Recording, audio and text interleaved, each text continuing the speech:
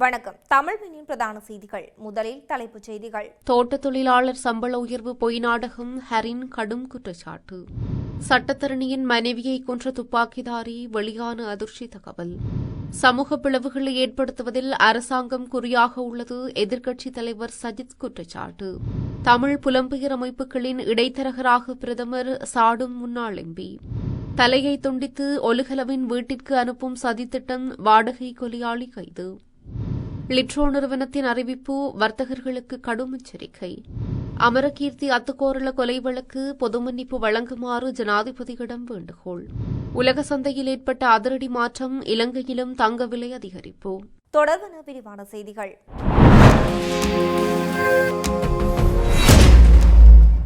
தோட்டத் தொழிலாளர்களின் சம்பள அதிகரிப்பு விவகாரத்தில் தற்போதைய அரசாங்கம் முன்னெடுத்து வரும் நடவடிக்கைகள் அனைத்தும் வெறும் பொய் நாடகம் என்றும் அதில் எழுத்துப்பூர்வமான எந்தவொரு உறுதிப்பாடும் இல்லை என்றும் ஐக்கிய தேசிய கட்சியின் பொதுச் செயலாளர் ஹரின் பெர்னாண்டோ தெரிவித்துள்ளார். கொழும்பில் அமைந்துள்ள முன்னாள் ஜனாதிபதி ரணில் விக்ரமசிங்கவின் அரசியல் அலுவலகத்தில் நடைபெற்ற ஊடகவியலாளர் சந்திப்பில் கலந்து கொண்டு கருத்து தெரிவித்த போதே அவர் இதனை தெரிவித்துள்ளார். மேலும் கருத்து தெரிவித்த அவர், தோட்ட தொழிலாளர்களுக்கு தற்போது வழங்கப்படுவதாக கூறப்படும் சம்பள அதிகரிப்பு தொடர்பாக தோட்ட நிறுவனங்களிடமிருந்து முறையான சட்ட ரீதியான உடன்படிக்கைகள் எதுவும் எட்டப்படவில்லை என சுட்டிக்காட்டினார். நாடாளுமன்ற உறுப்பினர் ஜீவன் தொண்டமான் தெரிவித்து வரும் கருத்துக்களை வழிமொழிந்த ஹரின் பெர்னாண்டோ, தோட்டத்துறை சார்ந்த அனுபவம் கொண்ட ஜீவன் தொண்டமான் கூறுவது போல இந்த சம்பள அதிகரிப்பில் வெளிப்படைத்தன்மை இல்லை என்று தெரிவித்தார். ஜனாதிபதி அனுரகுமார திசாநாயக்கவின் வேண்டுகோளுக்கு இணங்க ஒரு புரிந்துணர்வின் அடிப்படையிலேயே தோட்ட நிறுவனங்கள் இந்த சம்பள அதிகரிப்பை வழங்க முன்வந்துள்ளனவே தவிர இது நிலையான ஒன்றல்ல என குறிப்பிட்டார். ரணில் விக்ரமசிங்க ஜனாதிபதியாக இருந்த காலத்திலும் இவ்வாறான கோரிக்கைகள் விடுக்கப்பட்ட போதிலும் அவர் குறுகிய காலமே பதவியில் இருப்பார் என்ற கணிப்பில் நிறுவனங்கள் அதற்கு இணங்கவில்லை என்றும், தற்போது அனுரகுமார திசாநாயக்க அடுத்த 5 ஆண்டுகளுக்கு ஜனாதிபதியாக இருப்பார் என்பதால் தற்காலிகமாக இக்கோரிக்கையை ஏற்றுக்கொண்டுள்ளனர் என்றும் அவர் விவரித்தார். மேலும் ஒரு காலத்தில் 3 லட்சமாக இருந்த தோட்ட தொழிலாளர்களின் எண்ணிக்கை தற்போது 60,000 குறைந்திருப்பதையும் தொழிற்சங்கங்களின் பலம் வீழ்ச்சியடைந்துள்ளதையும் சுட்டிக்காட்டிய அவர், இந்த துறையை பாதுகாப்பதற்கான ஆக்கப்பூர்வமான நடவடிக்கைகள் எடுக்கப்பட வேண்டியது அவசியம் என வலியுறுத்தினார். அரசாங்கம் ஏற்கனவே கூறி வந்த பொய் பிரச்சாரங்களைப் போலவே இந்த சம்பள அதிகரிப்பு விவகாரமும் இன்னும் சில மாதங்களில் சமூகமயமாகும் போது அது ஒரு வெறும் அரசியல் நாடகம் என்பது நாட்டு மக்களுக்கு தெளிவாக தெரியும் என அவர் மேலும் தெரிவித்தார். தலங்கம அக்ரகுடவில் சட்டத்தரணி புத்திக மல்லவராட்சி மற்றும் அவரது மனைவி சுட்டுக் கொல்லப்பட்ட வழக்கில் தொடர்புடைய 2வது துப்பாக்கிச்சூடு நடத்தியவர் நாட்டை விட்டு வெளியேற முன்கூட்டியே வேறொருவரின் பெயரில் வெளிநாட்டு கடவுச்சீட்டு தயாரித்து வைத்திருந்ததாக விசாரணைகளின் போது தெரியவந்துள்ளது.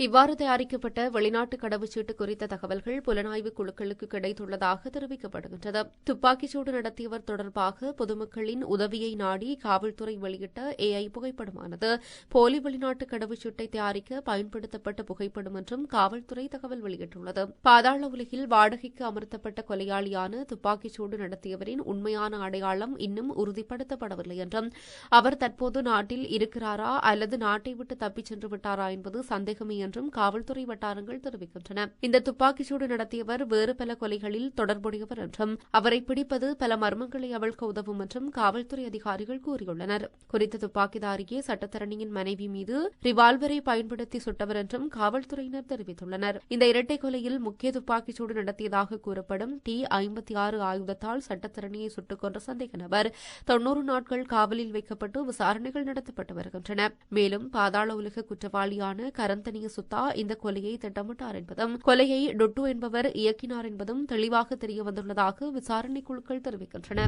நாட்டில் ஆயிரக்கணக்கானோர் வேலைவாய்ப்புகளை இழந்து வரும் நிலையில் அரசு மத தலைவர்களை அவமதிப்பதிலும் சமூக பிளவுகளை ஏற்படுத்துவதிலும் இந்த அரசாங்கம் குறிப்பாக இருக்கிறது என எதிர்க்கட்சித் தலைவர் சஜித் பிரேமதாச குற்றம் சாட்டியுள்ளார்.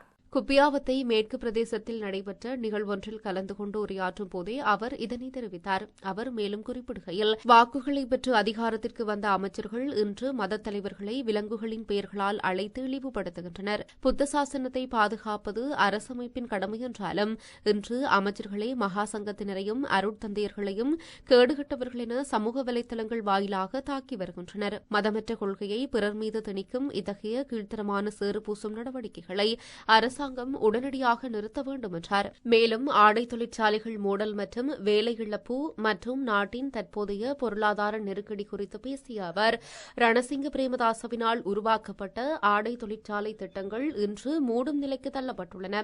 பாரிய ஆடை உற்பத்தி நிறுவனமான MAS ஹோல்டிங்கில் பணியாற்றும் 96,000 பேரில் சுமார் 26,000 பேர் வேலை இழக்கும் அபாயம் ஏற்பட்டுள்ளது.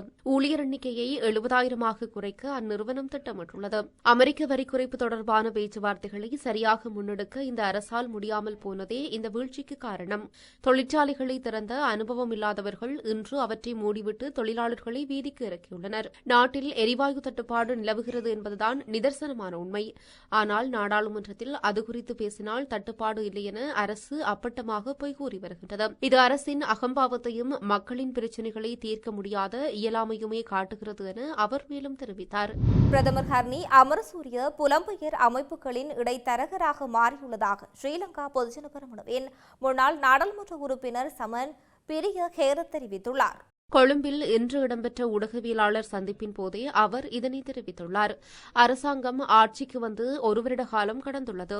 இத்தகைய பின்னணியில் அரசாங்க தரப்பினர் முன்வைக்கும் கருத்துக்கள் ஏற்றுக்கொள்ள முடியாதவையாக உள்ளன.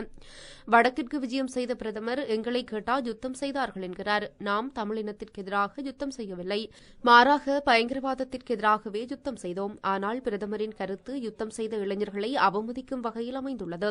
புலம்பெயர் தமிழ் அமைப்புகளின் கொள்கையை விதைக்கும் விடயத்தையே பிரதமர் முன்னெடுத்து வருகின்றார். அந்த வகையில் புலம்பெயர் அமைப்புகளின் தரகராகவே பிரதமர் உள்ளார். அதேபோல் அரசாங்கம் இயலாமையை ஏற்றுக்கொள்ள தயாராக இல்லை எனவும் அவர் மேலும் தெரிவித்தார்.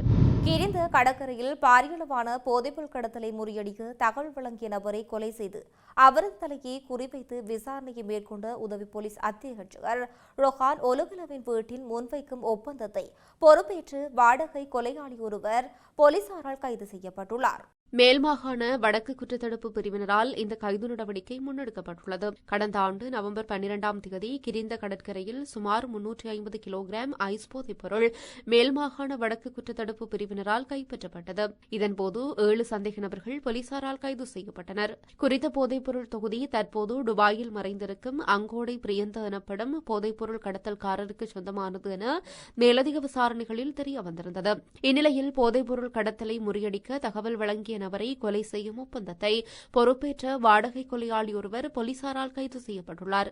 இதன்போது அவரிடம் முன்னெடுக்கப்பட்ட விசாரணையில் பல சதித்திட்டங்களை தனது வாக்குமூலத்தில் அவர் தெரிவித்துள்ளார். உதவி போலீஸ் அத்தியட்சகர் ரொஹான் ஒலுகல உடல்நிலை சரியில்லாமல் மருத்துவமனையில் இருந்தபோது இந்த திட்டத்தை மேற்கொண்டதாகவும் காவலில் உள்ள பாதாள உலக உறுப்பினர் ஒப்புக் கொண்டுள்ளார். இந்த ஒப்பந்தம் துபாயில் மறைந்திருக்கும் ஒரு பாதாள உலக தலைவரால் தனக்கு ஒப்படைக்கப்பட்டதாகவும் அங்கொடவை தனது பாதாள உலக ராஜ்யமாக மாற்றியதாகவும் சந்தேக நபர் கூறியுள்ளார். மேலும் கிரிந்தவில் தனது போதைப்பொருள் கையிருப்பு கைப்பற்றப்பட்டதிலிருந்து பாதாள உலக தலைவர் மிகுந்த கோபத்தில் உள்ளதாகவும் கையிருப்பை கைப்பற்ற ரொஹான் ஓலுகலவுக்கு தகவல் கொடுத்தது யார் என்பதை தீவிரமாக கண்டுபிடித்ததாகவும் அவர் குறிப்பிட்டுள்ளார். அதன் பின்னர் அவரை கொலை செய்து அவரது தலையை ஒலுகலவின் வீட்டிற்கு அனுப்பும் ஒப்பந்தத்தை பாதாள உலக கும்பல் ஒன்றிடம் அங்கொடை பிரியந்த ஒப்படைத்துள்ளார். அதன்படி தற்போது காவலில் உள்ள பாதாள உலக தலைவர் உட்பட ஒரு குழு இந்த கொலை ஒப்பந்தத்தை ஏற்றுக்கொண்டுள்ளது. பாதாள உலக தலைவர் இந்த குழுவிற்கு போலீஸ் அதிகாரிகளாக மாறுவேடமிட்டு குறித்த நபரை போலீஸ் ஜீப் போன்ற வாகனத்தில் கடத்துமாறு அறிவுறுத்தியிருந்ததாகவும் வாக்குமூலம் அளித்துள்ளார். இதற்கிடையில் பாதாள உலக கும்பல் தன்னை தேடுவதை அறிந்த நபர் தனது வீட்டை விட்டு வெளியேறி தலைமறைவாகியுள்ளார். இச்சம்பவம் குறித்து மேல்மாகாண வடக்கு பகுதிக்கு பொறுப்பான பிரதி போலீஸ் மா அதிபர் காலிங்க ஜெயசிங்கவுக்கு கிடைத்துள்ள தகவலுக்கு அமைய கொலை ஒப்பந்தத்தை பெற்ற நபர் கைது செய்யப்பட்டுள்ளார். இச்சம்பவம் குறித்து அவரிடம் நடத்தப்பட்ட விசாரணைகளின் போது இந்த அதிர்ச்சியூட்டும் சதித்திட்டம் தொடர்பான தகவல்கள் அம்பலமாகியுள்ளன. இந்நிலையில் சதித்திட்டத்தை திட்டமிட்ட நபர் அங்கோட லொக்காவின் சிறந்த உதவியாளர்களில் ஒருவர் என்பதும் தெரியவந்துள்ளது. சந்தையில் தேவையில்லாமல் எரிவாயு இருப்புகளை பதுக்கி வைப்பதை தவிர்க்குமாறு நுகர்வோர் விவகார சபை வர்த்தக முகவர்களுக்கு அறிவித்துள்ளது. எரிவாயு இருப்புகளை தேவையில்லாமல் பதுக்கி வைக்கும் வர்த்தக முகவர்களுக்கு எதிராக நடவடிக்கை எடுக்கப்படும் என்று அதிகார சபையின் தலைவர் ஹேமந்த் சமரகோன் தெரிவித்துள்ளார். இதற்கிடையே லிட்ரோ நிறுவனம் ஏற்கனவே 3 லட்சம் எரிவாயு சிலிண்டர்களை சந்தைக்கு விநியோகிக்க நடவடிக்கை எடுத்துள்ளதாக தெரிவிக்கப்படுகின்றது. இதேவேளை நாட்டின் பல பகுதிகளில் தொடர்ந்தும் எரிவாயு பற்றாக்குறை நிலவுவதால் மக்கள் அவதிப்பட்டு வரும் நிலையில் எரிவாயு பற்றாக்குறை காரணமாக 3900 மெட்ரிக் டன் லிட்ரோ எரிவாயுவுடன் கப்பல் ஒன்று நேற்று நாட்டை வந்தடைந்துள்ளது. மேலும் நாளை மற்றும் 28ஆம் தேதி 7600 மெட்ரிக் டன் எரிவாயுவை ஏற்றிக்கொண்டு 2 கப்பல்கள் நாட்டுக்கு வரவுள்ளமை குறிப்பிடத்தக்கது. ஸ்ரீலங்கா பொதுஜன பெரமுனவின் முன்னாள் நாடாளுமன்ற உறுப்பினர் அமரகீர்த்தி அத்துக்கோரள மற்றும் அவரது பாதுகாப்பு உத்தியோகஸ்தர்கள் படுகொலை செய்யப்பட்ட வழக்கில் மரண தண்டனை விதிக்கப்பட்ட 12 பேரின் உறவினர்கள் ஜனாதிபதி செயலகத்துக்கு முன்னால் கவனஈர்ப்பு போராட்டம் ஒன்றை முன்னெடுத்துள்ளனர். இந்த கவனஈர்ப்பு போராட்டம் நேற்று ஜனாதிபதி செயலகத்திற்கு முன்பாக இடம்பெற்றுள்ளது.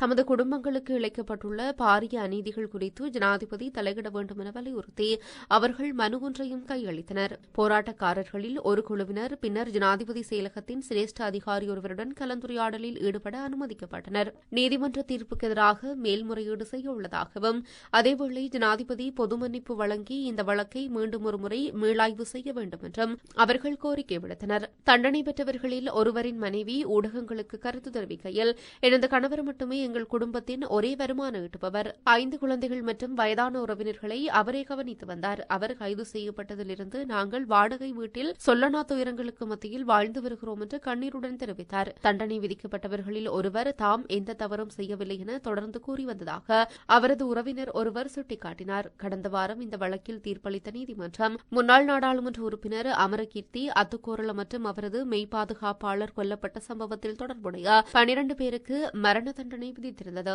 இந்த தீர்ப்பானது நாட்டில் பெரும் பரபரப்பை ஏற்படுத்தியிருந்த நிலையில் தற்போது மனிதாபிமான அடிப்படையில் தமக்கு நீதி வழங்கப்பட வேண்டும் என அவர்களின் குடும்பத்தினர் கோரிக்கை விடுத்து வருகின்றனர். தமது அன்புக்குரியவர்களை காப்பாற்றுவதற்காக சட்ட ரீதியாகவும் மனிதாபிமான ரீதியாகவும் போராட்டங்களை தொடரப்போவதாகவும் அவர்கள் இதன்போது உறுதியளித்துள்ளனர். உலக சந்தையில் அமெரிக்க டாலரின் மதிப்பு வீழ்ச்சியடைந்து வருவதுடன் தங்கத்தின் விலை கடந்த 3 வாரங்களில் இல்லாத அளவுக்கு உயர்வடைந்துள்ளது. அமெரிக்க வர்த்தக கொள்கைகளை சுற்றியுள்ள நிச்சயமற்ற நிலைமையால் உலக சந்தையில் அமெரிக்க டாலரின் மதிப்பு குறைந்து வருவதாக சர்வதேச நிதி வட்டாரங்கள் தெரிவிக்கின்றன. மேலும் தங்கத்தின் விலையும் கடந்த 3 வாரங்களில் இல்லாத அளவுக்கு உயர்வடைந்துள்ளது. இதற்கமைய உலக சந்தையில் 1 அவுன்ஸ் தங்கத்தின் விலையானது 5150.22 அமெரிக்க டாலராக உயர்வடைந்துள்ளது. இந்த உயர்வு கடந்த 3 வார காலப்பகுதியில் பதிவான அதிகபட்ச விலை என சந்தை வட்டாரங்கள் தெரிவிக்கின்றன. இந்நிலையில் இலங்கையில் 24 கரட் தங்கத்தின் விலை 4 லட்சத்தை எட்டியுள்ளது. மேலும் 22 கரட் தங்கத்தின் விலையானது 3,70,000 ரூபாவாக பதிவாகியுள்ளமை குறிப்பிடத்தக்கது. செய்தி நிறைவாக மீண்டும் தலைப்புச் செய்திகள். தோட்ட தொழிலாளர் சம்பள உயர்வு பொய் நாடகம், ஹரின் கடும் குற்றச்சாட்டு. சட்டத்தரணியின் மனைவியை கொன்ற துப்பாக்கிதாரி வெளியான அதிர்ச்சி தகவல். சமூக பிளவுகளை ஏற்படுத்துவதில் அரசாங்கம் குறியாக உள்ளது, எதிர்க்கட்சித் தலைவர் சஜித் குற்றச்சாட்டு. தமிழ் புலம்பெயர் அமைப்புகளின் இடைத்தரகராக பிரதமர் சாடும் முன்னாள் எம்பி. தலையை துண்டித்து ஒலுகலவின் வீட்டிற்கு அனுப்பும் சதித்திட்டம், வாடகை கொலையாளி கைது. லிட்ரோ நிறுவனத்தின் அறிவிப்பு, வர்த்தகர்களுக்கு கடும் எச்சரிக்கை. அமரகீர்த்தி அத்துக்கோரள கொலை வழக்கு பொது மன்னிப்பு வழங்குமாறு ஜனாதிபதியிடம் வேண்டுகோள். உலக சந்தையில் ஏற்பட்ட அதிரடி மாற்றம், இலங்கையிலும் தங்க விலை அதிகரிப்பு. இத்துடன் தமிழ்வினின் பிரதான செய்திகள் நிறைவடைகின்றன. செய்திகளை உடனுக்குடன் அறிந்து கொள்ள தமிழ்வின் என்ற யூடியூப் பக்கத்தினூடாக இணைந்திருங்கள். வணக்கம்.